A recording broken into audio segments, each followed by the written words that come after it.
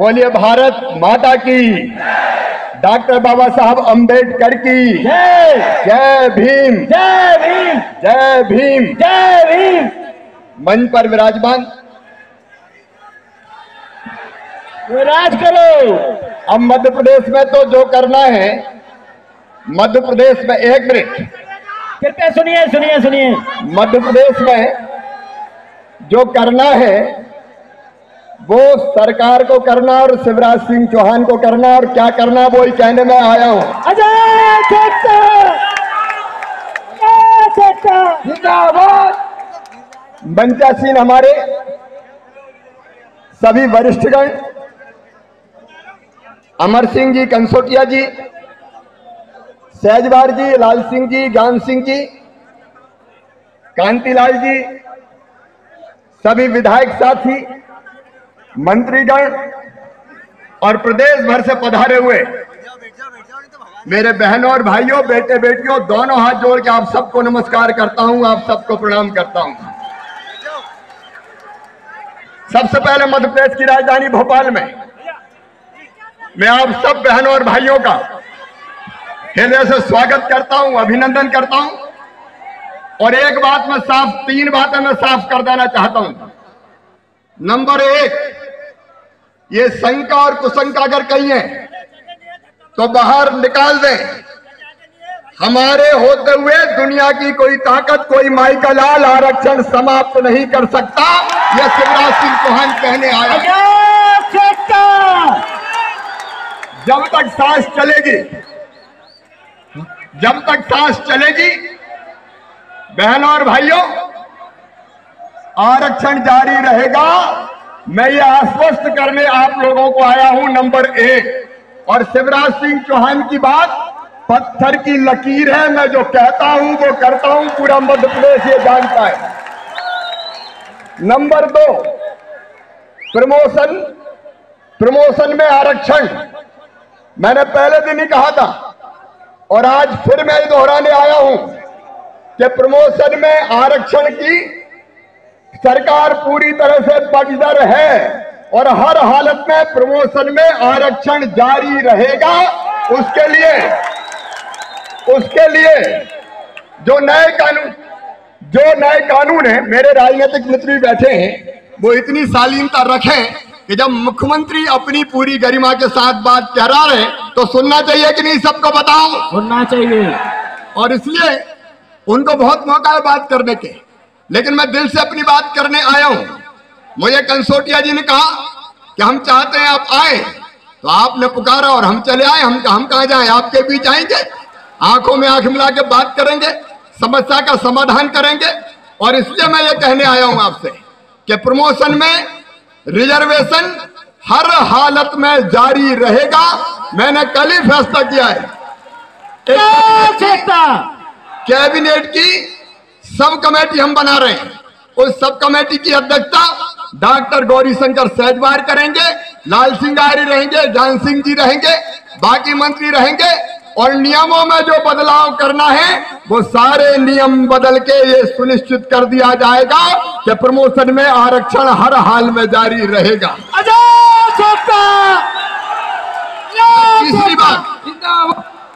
तीसरी बात आपसे यह कहने आया हूं कि हाईकोर्ट के माननीय उच्च न्यायालय के फैसले के कारण जो स्थिति बनी, दूसरे दिन ही हम सुप्रीम कोर्ट में गए, वहां से यथास्थिति रखने का आदेश आया है सुप्रीम कोर्ट में पूरी ताकत के साथ। मैं अजाक्स के मित्रों से कहना चाहता हूं, मुकुल रोहतगी जी हमारी तरफ से खड़े, कौन कौन वकील खड़ा करना है आप तय कर लें, पूरी ताकत के साथ आपके साथ मिलकर सरकार लड़ाई लड़ेगी, कोई कसर उसमें नहीं छोड़ी जाएगी, कोई कसर उसमें नहीं छोड़ी जाएगी। किसी भी हालत में वो दिन नहीं आने देंगे कि जो प्रमोशन पहले हो गए उनके डिमोशन की स्थिति बने, किसी भी हालत में वो परिस्थिति नहीं बनने देंगे। आपके साथ मिलके, कदम से कदम मिला के, कंधे से कंधा मिला के सरकार लड़ाई लड़ेगी, शिवराज सिंह चौहान लड़ाई लड़ेगा। इस लड़ाई में कोई कसर नहीं छोड़ी जाएगी। कंसोटिया जी ने जो अपना मांग पत्र दिया है उसमें कुछ और बातें कही है। मैं कहना चाहता हूं अपने सभी बेटे और बेटियों से, नौजवानों से, जो बात हुई है कि कई बार पढ़ाई बहुत महंगी हो जाती है। सामान्य परिवार के, विशेषकर आर्थिक रूप से भी हमारे अनुसूचित जाति और जनजाति के बेटे बेटियां बहुत सक्षम नहीं है, और इसलिए पहली से लेके पीजी तक की पढ़ाई एससी एसटी के बेटों बेटियों की निःशुल्क करवा दी जाएगी, ताकि कोई फीस नहीं लगेगी। पहली से लेके फर्स्ट टू पीजी निःशुल्क शिक्षा हमारे बच्चों को दी जाएगी, उसकी व्यवस्था हम करेंगे। दूसरी बात उन्होंने कही है, medical college, engineer college, IIT, IIM, nursing college और बड़े कॉलेज केवल सरकारी नहीं है, प्राइवेट की भी बाढ़ आ गई है। और अभी तक व्यवस्था यह थी कि सरकारी कॉलेज में जितनी फीस लगती है उतनी फीस प्राइवेट मेडिकल कॉलेज में देने का प्रावधान सरकारों ने कर रखा था, और इसलिए दिक्कत होती थी कि हमारे गरीब बेटे बेटी, एससी के बेटे बेटी, एसटी के बेटे बेटी ये प्राइवेट मेडिकल इंजीनियरिंग कॉलेज में पढ़ नहीं पाते थे।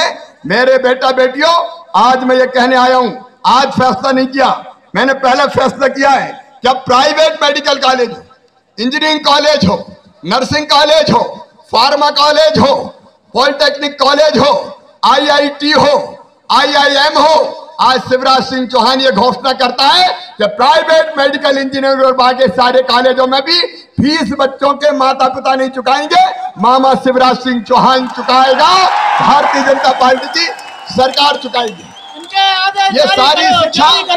ये सारी शिक्षा निःशुल्क करने का काम किया जाएगा, ताकि प्राइवेट कॉलेजेस में भी हमारे बच्चे पढ़ें, अच्छी संख्या में पढ़ें, और पढ़ के इन सब पदों पर हमारे बच्चे पहुंचे।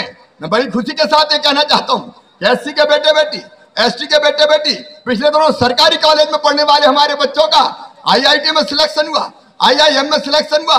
जो उत्कृष्ट विद्यालय में पढ़ने वाले बच्चे बड़ी संख्या में पिछले साल भी सिलेक्ट हुए, उनकी सारी फीस भी मध्य प्रदेश की सरकार भरवाएगी, उनके बच्चों के माता पिता नहीं भरवाएंगे। बैकलॉग के पदों की पूर्ति का मामला है, युद्ध स्तर पर कार्रवाई की जाएगी, हर 3 महीने में समीक्षा करेंगे और सारे के सारे पदों पर भर्ती पूरी तरह से कर दी जाएगी। कोई पद खाली नहीं रहने दिया जाएगा। हमने यह तय किया है कि हमारे जो बच्चे कॉलेज में पढ़ते हैं उनको शिष्यवृत्ति नहीं मिलती थी, और हॉस्टल में अगर वो रह के पढ़ते थे तो खुद के भोजन का इंतजाम खुद को करना पड़ता था। अभी शिष्यवृत्ति की व्यवस्था केवल 12वीं तक के बच्चों को थी, अब यह शिष्यवृत्ति कॉलेज के बेटा बेटियों को भी दी जाएगी, ताकि जब वो कॉलेज में पढ़े तो कॉलेज में पढ़ने के दौरान उनको शिष्यवृत्ति मिले और वो अपनी आगे की पढ़ाई जारी रख सकें। हमने यह भी तय किया है कि 12वीं की परीक्षा में वैसे 85% नंबर जब बच्चे लेके आते थे तो उनको लैपटॉप दिया जाता था। अनुसूचित जाति के बेटा बेटी अगर 75% नंबर भी लेके आएंगे तो 12वीं में उनको लैपटॉप दिलवाया जाएगा, ताकि वो अपनी आगे की पढ़ाई ढंग से जारी रख सकें। आपने जो और बातें अपने ज्ञापन में और मांग पत्र में कही है, उन सब बातों पर और हम गंभीरता पूर्वक विचार करेंगे। और कई ऐसे पद हैं जिनमें रेगुलर नियुक्ति नहीं होती, संविदा नियुक्ति होती है, दूसरे तरह की नियुक्ति होती है। आज मैं ये आपको घोषित करके बताता हूं कि इस तरह के कोई भी पद हो, सब में आरक्षण लागू किया जाएगा। कोई ऐसा पद बिना आरक्षण के नहीं रहने दिया जाएगा।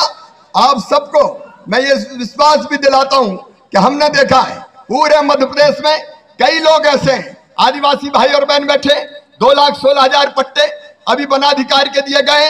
युद्ध स्तर पर अभियान चलाकर और जितने पट्टे देने की जरूरत होगी पूरे मध्य प्रदेश में आदिवासी भाई और बहनों को वनाधिकार कानून के तहत पट्टे देने का काम किया जाएगा।